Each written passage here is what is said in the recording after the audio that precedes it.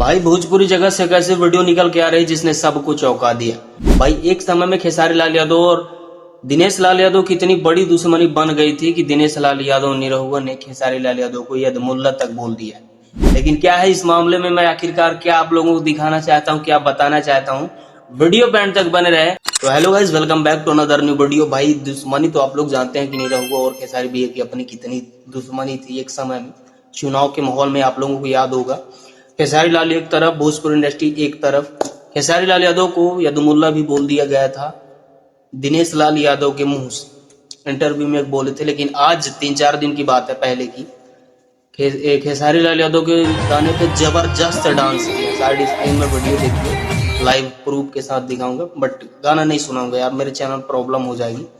दूसरी चीज, अम्रपाली दुबे भी जबरदस्त ठुमका लगाई। खेसारी लाल यादव का गाना ही ऐसा होता है कि वर्ल्ड में बजता है।